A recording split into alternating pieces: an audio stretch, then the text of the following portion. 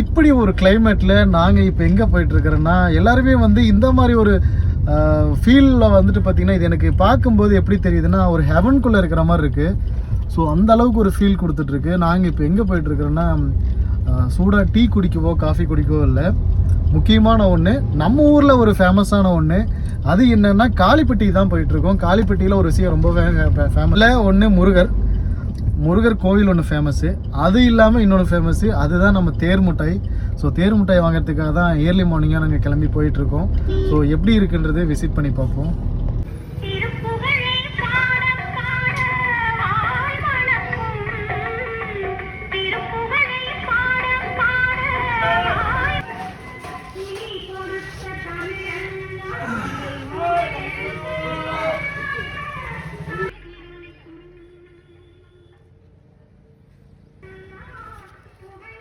நம்ம காளிப்பட்டி முருகன் கோயிலுக்கு தாங்க வந்திருக்கோம்.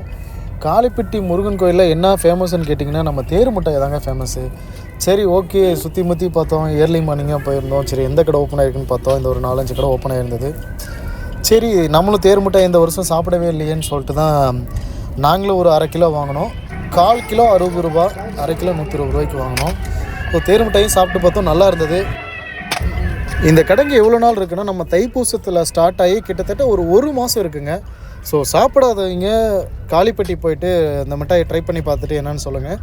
லொக்கேஷன் எங்கன்னா, ஆட்டியாம்பட்டி டு திருச்செங்கோடு போகிற வழியில் மலைசமுத்திரத்துக்கு முன்னாடி தான் இருக்குது காளிப்பட்டி.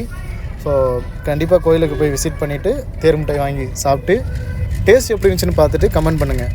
மறக்காமல் நம்ம சேனலை சப்ஸ்கிரைப் பண்ணிக்கோங்க, பெல் பட்டனை ப்ரெஸ் பண்ணிக்கோங்க. நன்றி, வணக்கம். வழியாக நாங்கள் தேர் மிட்டாய் வாங்கிட்டோம். ஸோ சாப்பிட்டு பார்க்கலாம் எப்படி இருக்குன்ட்டு. எப்படி இருக்கு ராம்? நல்லா இருக்கு.